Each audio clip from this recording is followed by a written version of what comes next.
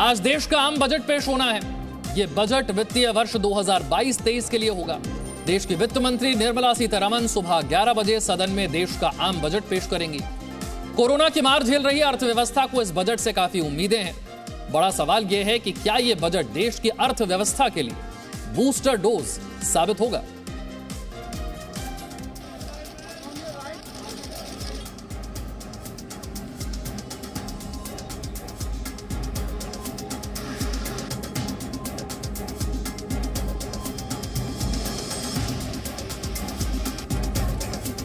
आज वित्त मंत्री निर्मला सीतारमण देश का आम बजट पेश करने वाली हैं।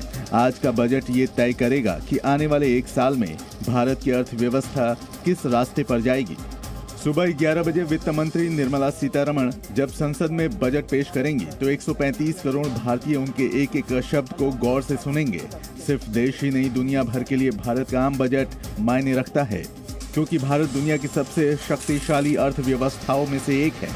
कोरोना जैसी महामारी की 3 लहर झेल चुके देश को इस बजट से काफी उम्मीदें हैं।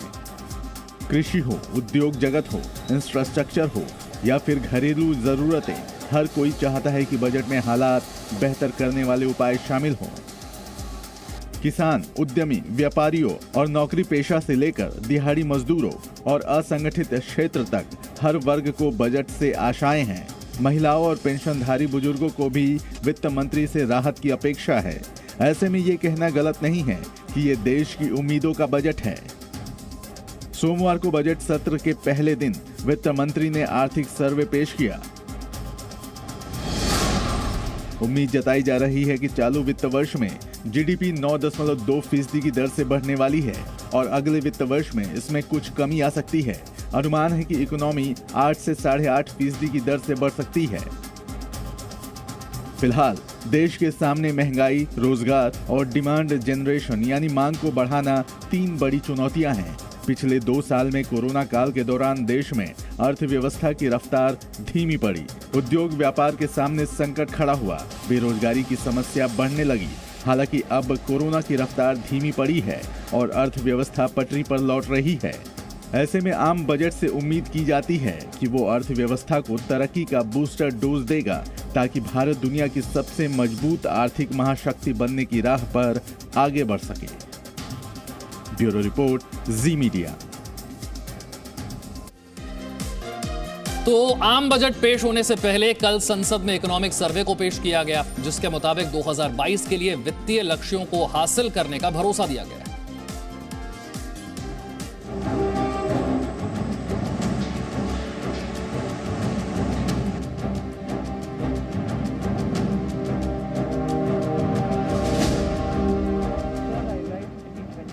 5 राज्यों में होने वाले विधानसभा चुनाव से ठीक पहले आने वाले इस बजट पर सबकी नजरें टिकी हैं।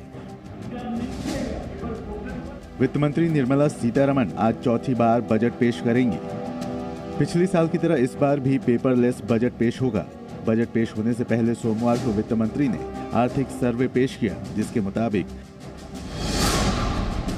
मौजूदा वित्तीय साल में विकास दर 9.2% रहेगी। वित्तीय वर्ष 2022-23 में विकास दर 8 से 8.5% रहेगी। वर्ष 2021-22 में कृषि विकास 3.9% रहने की संभावना है।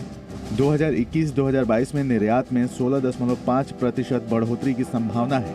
2021-2022 में आयात 29.4% बढ़ने का अनुमान है। वित्त मंत्री निर्मला सीतारमण ने आर्थिक सर्वे में खपत बढ़ने का अनुमान जताया है और महंगाई को लेकर चिंता जताई है। आर्थिक सर्वे के मुताबिक मौजूदा वित्तीय साल में खपत 7% बढ़ने का अनुमान है। 63,400 करोड़ रुपए का विदेशी मुद्रा भंडार मौजूद है। विदेशी मुद्रा भंडार 13 महीने के आयात के बराबर है। महंगाई को लेकर भी चिंता जताई गई। फिक्की ने भी आर्थिक सर्वे पर संतोष जताया है। फिक्की के सीनियर वाइस प्रेसिडेंट शुभ्रकांत पांडा ने कहा कि बिजनेस को लेकर अच्छा काम हुआ है। रिफॉर्म की बात की जाए तो बहुत अच्छी मेजर्स ली गई हैं ईज ऑफ डूइंग बिजनेस के लिए, और जैसे कि पीएलआई स्कीम्स हैं जो कि मैन्युफैक्चरिंग को बहुत अच्छा असर देगा। हमें लगता है कि इनोवेशन पे फोकस दिया जाए। इकोनॉमिक सर्वे ने उम्मीद जताई है कि कोरोना के बावजूद देश की अर्थव्यवस्था पटरी पर लौट रही है और अब उसकी रफ्तार और तेज होने की उम्मीद है। ब्यूरो रिपोर्ट, जी मीडिया।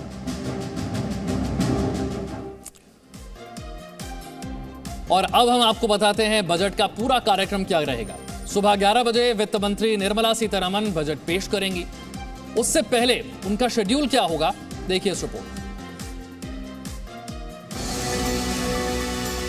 केंद्रीय वित्त मंत्री निर्मला सीतारमण आज चौथा बजट पेश करेंगी। वित्त मंत्री आज सुबह 8:40 पर नॉर्थ ब्लॉक के लिए रवाना होंगी। करीब 9 बजे वित्त मंत्री निर्मला सीतारमण नॉर्थ ब्लॉक पहुंचेंगी, जहां पर फोटो सेशन होगा। वहां वित्त मंत्री करीब 25 मिनट रुकेंगे, जिसके बाद वित्त मंत्री बजट पर राष्ट्रपति का अनुमोदन लेने के लिए राष्ट्रपति भवन रवाना होंगी। इसके बाद 10 बजे वित्त मंत्री निर्मला सीतारमण संसद पहुंचेंगी। करीब 10:10 पर कैबिनेट की बैठक में बजट को मंजूरी दी जाएगी। सुबह 11 बजे वित्त मंत्री संसद में 2022-23 के लिए देश का आम बजट पेश करेंगी। बजट सत्र का आयोजन ऐसे समय हो रहा है जब 5 राज्यों उत्तर प्रदेश, उत्तराखंड, गोवा, पंजाब व मणिपुर में विधानसभा चुनाव होने वाले हैं। मोदी सरकार के दौरान कई सारे बड़े बदलाव बजट में देखने को मिले हैं। पहले आपने देखा एक ब्रीफ केस में वित्त मंत्री बजट लेकर आते थे। यह बदलाव फिर पहुंचा बही खाते तक। आपने वित्त मंत्री निर्मला सीतारमण को देखा, वो बही खाता लेकर, एक फाइल लेकर बजट पेश करने पहुंची। और फिर एक और बड़ा बदलाव, डिजिटल इंडिया का संकेत देता हुआ टैब के जरिए बजट भाषण पढ़ा गया। उसी तर्ज पर आज भी पेपरलेस बजट पेश किया जाएगा।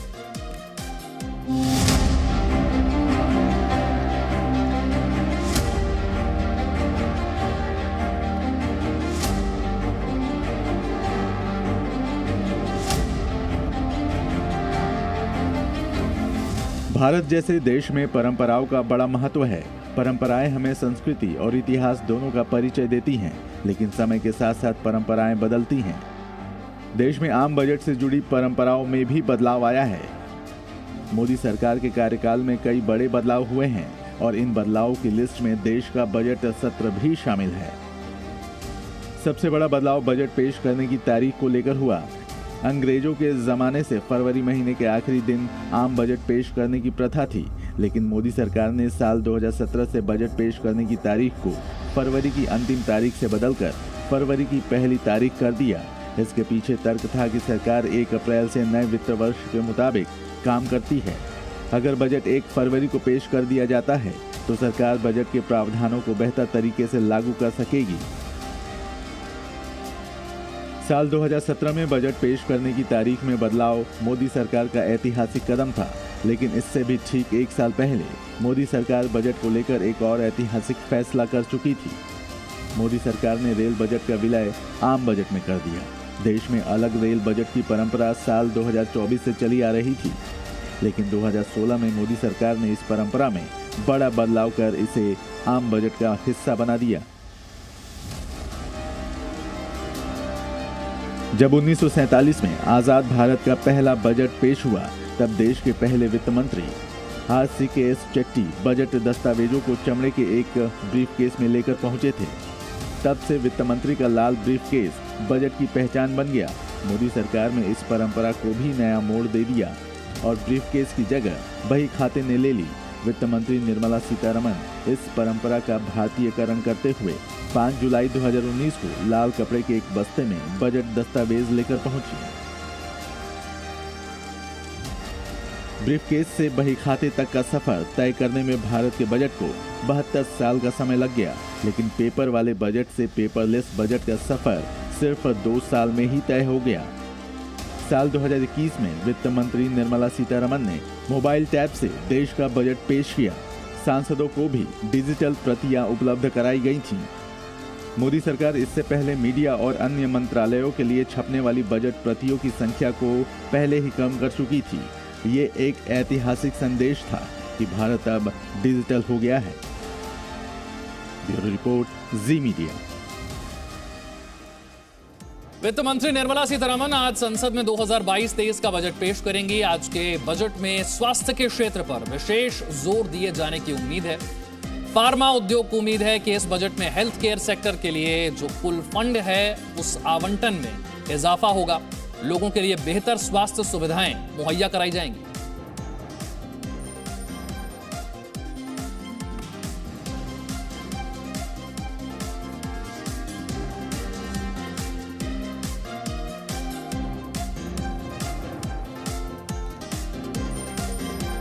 तो देखिए, साल दर साल किस तरह से स्वास्थ्य के जो क्षेत्र में बजट पर खर्च है वो रहा है, ये हम आपको दिखा रहे हैं। लेकिन खासतौर से पिछले 2 साल में इस बजट को बढ़ाया गया क्योंकि कोरोना की मार दुनिया के साथ साथ देश भी झेल रहा था। और ऐसे में इस बार भी हेल्थ इंफ्रास्ट्रक्चर को बेहतर करने के लिए, लोगों को पहले से बेहतर स्वास्थ्य सुविधाएं मिल पाए, इसके लिए इस बार के बजट में क्या होगा, बड़ी उम्मीदें हैं। स्वास्थ्य के क्षेत्र में कितना खर्च सरकार करेगी, इस बजट में कितना हिस्सा रखा जाएगा। स्वास्थ्य के बाद अब बात कर लेते हैं शिक्षा के क्षेत्र में खर्च कितना हो सकता है, क्या इसमें आवंटन बढ़ाया जाएगा।